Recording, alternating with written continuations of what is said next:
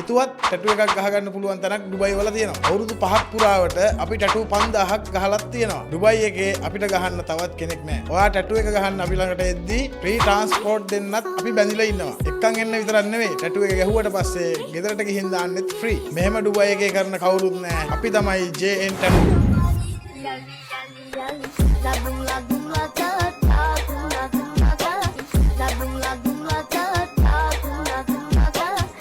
Al Ain, Al Barsha,